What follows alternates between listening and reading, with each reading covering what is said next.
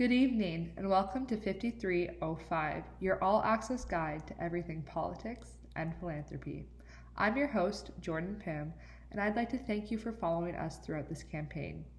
Tonight, I'll be moderating this evening's newscast, the anticipated debate between our candidates, Debbie DoGooder and Joe Corporate. Our audience is made up of mostly undecided voters, gathered here in the round, so they're right at the heart of this very important night. One note, however, we ask them to hold back their applause throughout the debate so we can keep things moving. Throughout the debate, I will introduce each candidate and pose questions on behalf of our voters, to which each candidate will be given the opportunity to answer and/or rebuttal. Later in the segment, we'll take to the streets, where a few concerned voters will have the chance to voice their concerns. We want a meaningful debate tonight. Viewers want answers, so the leaders have all agreed to respect the time they're allowed tonight. And believe me, we will make sure they do. Let's get started. Ms. DoGooder, over to you.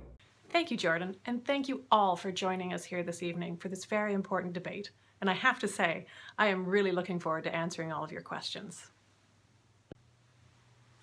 Society is more involved than ever, from climate change to poverty to gender inequality and to challenges in education. This list, of course, is not exhaustive, and because these issues now affect us all on a global scale, it can sometimes feel like it might take a Herculean effort just to try to find a way to tackle them. In other words, this is a time that is primed for Joe Corporate, who will enter with promises of solutions and a capacity to make change happen quickly, with also the ability to access a very influential network, all for the sake of humankind. But is this really for the benefit of us? No. I'm here to tell you this evening that Joe Corporate is not here to save us. He is here to ensure his own success while manipulating and controlling his message to make it appear otherwise. Joe Corporate is trying to paint the picture that philanthrocapitalism is 100% altruistic. Now let me make it clear, I do not believe there is anything wrong with a person of great wealth wanting to make a donation to charity or to try to have an influence over social change for the better of everyone. In fact, I am here for it. My goal here in the election tonight is to build partnerships between philanthropists, donors, government, and our society in order to ensure that there is proper accountability and oversight. Our society needs to be people-powered, but not Joe Corporate-powered. Joe Corporate should not be the one who dictates how our government gets things done. I look forward to setting the record straight tonight and having a dialogue with you all about how vulnerable our society can be if we let people like Joe Corporate dictate how we tackle the issues which we all care so deeply about. Thank you, Ms. DoGooder. Mr. Corporate, your opportunity to present your platform. Thank you, Jordan. And thank you to the voters who have joined us both in studio and at home. This is a difficult time in society, with many gaps in the current social landscape. We can see that many of you are suffering from the current mismanagement of the public sector. Many of you are asking, how much good can be done with every dollar invested? I guarantee you that by voting for me, you will be investing in a future with effective modern philanthropy. Debbie DoGooder has been quick to question our legitimacy in such decisions, while failing to offer an alternative or a solution to many of today's countless social disasters. Insanity is the definition of repeatedly doing the same thing and expecting different results. What will Debbie DoGooder change to stimulate significant improvements in our society? We commit to discovering innovative new ways of thinking, taking the lead on large-scale social policy that government can no longer afford to fund, while also looking to local actors for collaborative action every step of the way. With inspiration from our successful for-profit endeavors, we will bring together the brightest minds, the best talent, and the most committed problem solvers to lead the charge against the world's largest problems. To all the volunteers, donors, beneficiaries, and philanthropists of the world, we need you to stand up and make a change. With your support, you and I will end this cycle of insanity and build a better world together. Thank you, Mr. Corporate. We will now shift gears to one of our themes of this evening, which is the motivation to give. Debbie DoGooder, what is so wrong with someone with incredible means, such as Joe Corporate, spending their money to create global impact in centers of excellence? Now let me just restate something that I had mentioned in my introduction. I do not believe that there is anything inherently wrong with someone of great wealth wishing to do something good. I believe that there is a greater issue at play here, which is the growing disparity between the super wealthy and regular society. We're in a state where we celebrate these incredible philanthropists, yet we fail to understand the environment that created them. Even worse is that we're in an environment where philanthrocapitalists like Joe Corporate are allowed to use their networks to influence policymaking, which essentially allows them to continue their business as usual, all while avoiding taxation. This means billions in lost taxation, which could then be flowing back into our economies for social programs, or it could be utilized for our governments to be able to take to a global platform in order to address bigger issues such as climate change. Meanwhile, economic growth slows and Joe Corporate continues to get richer, and that is wrong. Ms. DoGooder, thank you for your response. Mr. Corporate, it's now your opportunity to rebuttal. Thank you. Hardly the evil tax dodgers, many prominent philanthrocapitalists actually advocate for higher taxation. To quote Warren Buffett, the wealthy are definitely undertaxed relative to the general population. Philanthrocapitalists like Buffett are seeking to better coordinate and disperse funds to philanthropic programs. By taking the lead to combat pervasive issues, philanthrocapitalist foundations work both to inspire and inform public individuals on how to get involved.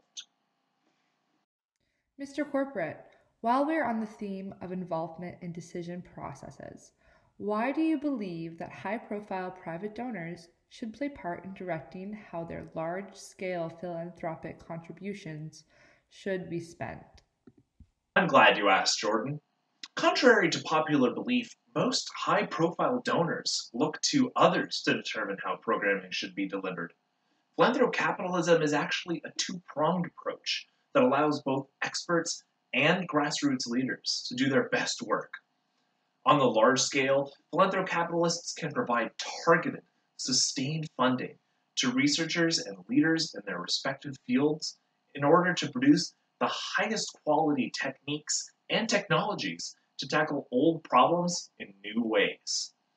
Philanthrocapitalism can also circumnavigate some of the clumsy restrictions of international policy governance by directly engaging with those in need at the ground level. Using collaborative programming, philanthrocapitalism can build capacity and leadership at the local level to ensure greater stability for at-risk populations in need. Thank you, Mr. Corporate. Ms. DoGooder, your turn to respond. Firstly, Mr. Corporate, it is not exactly a two-pronged approach when the people who are receiving the funds have to have results that match that of the funder's mission. Especially when you say that this allows for creativity. But how and to what ends? You also said, and I wrote this down because I want to be clear that I'm reading this correctly, that philanthrocapitalism can also circumnavigate some of the restrictions of international policy by directly engaging with those in need at the ground level. That to me sounds like someone who's making their own rules, and that is dangerous. I think we've all heard the story of ExxonMobil's role of dealings with corrupt governments that allowed for malaria outbreaks in the areas that they were mining. Now they consider themselves to be a lead funder for malaria research and program deliveries for people at the ground level, as you said. So now, not only do they get immense tax write-offs because of their generosity through their foundation, but more to your point about local programming, because of their wealth and their networks, they're able to mobilize these motions that allows them to showcase that they are wonderful, and it legitimizes their reason for allowing to deliver these programs to these people when in fact they had a hand in creating the problem in the first place. Philanthrocapitalists at their core are business people, and they do not invest in ventures where there are no assurance that they will be able to see results, at least the ones that they want. Thank you to both our candidates for answering my questions critically and thoughtfully. There is no doubt our viewers at home appreciate it as much as I do. But now, let's take it to the streets and see what citizens really want to know. Hi Jordan, this is Brooke Rose from Edmonton, Alberta. Thank you for the chance to have an opportunity to address the candidates. Recently, behind us, Premier Kenney actually just announced the new provincial budget, which includes 2,100 cuts in public sector jobs, $1.3 billion in budget cuts, and 50% in reduced spending to all the municipalities. My question to you, Debbie DoGooder, is how can we put our faith in the government with cuts like these that they can actually have the capacity to address social jobs? And furthermore, how can we continue to have that trust with the change of party leadership? Hi Brooke, thanks so much for your question, but also for raising the awareness about this development in your province. I think it's really important. Although I disagree with the direction that the Alberta government had taken, I think it's important to remember that it was a mandate that was delivered by the people of Alberta. And so I think that's something that everybody needs to remember when they go to the election polls next time. We the people have that power over our governments, but who holds Joe Corporate accountable for any harm that he may cause? I'll also mention that Alberta has some of the lowest tax rates in Canada, and the new government there has plans to cut corporate tax rates even further. Maybe if the Albertan government had the courage to tax its corporations properly instead of allowing them to influence policy, then perhaps we would be looking at a better and probably different and more balanced budget for Alberta. Hi everyone, my name is Pran Masser and I'm coming to you from Toronto, Ontario. My question is for Joe Corporate. How is philanthrocapitalism more effective than existing government and NGO leadership? Thank you. Great question.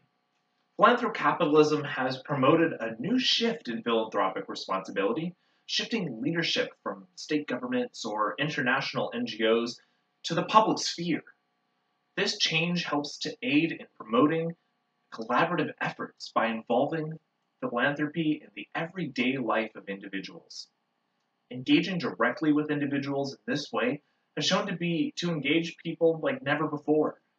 And we couldn't have accomplished this without the public's willingness to engage across multiple platforms with philanthrocapitalist leaders.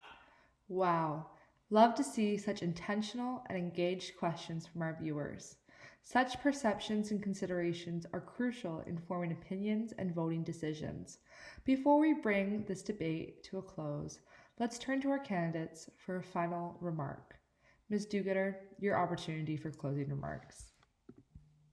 Friends, we face a challenge that cuts right to the heart of our society. Who should have control, and who is the most responsible person to wield that power? Efforts by Joe Corporate and his merry band of philanthrocapitalists would ensure that power is concentrated into the hands of an unelected plutocracy. I worry about our future, and for future generations, when policy making is viewed only as an exercise to increase shareholder value, rather than taking care of critical issues. Proper oversight of philanthrocapitalism and also a global wealth tax would mitigate this problem by ensuring that the wealthy pay their portion back into their economies while still allowing them to pursue their own philanthropic ventures. Absolutely, Joe Corporate and other philanthropists need to be at the table, but we all do.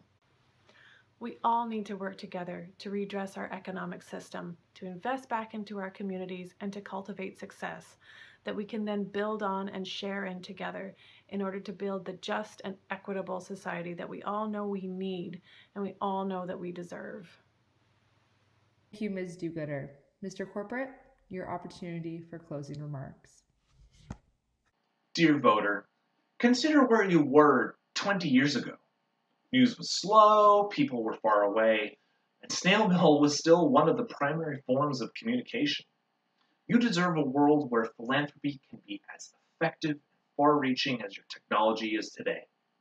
We will channel our relentless drive, our unparalleled ambition, and our ability to engage talent at every level, along with our proven track record, to tackle today's largest social problems.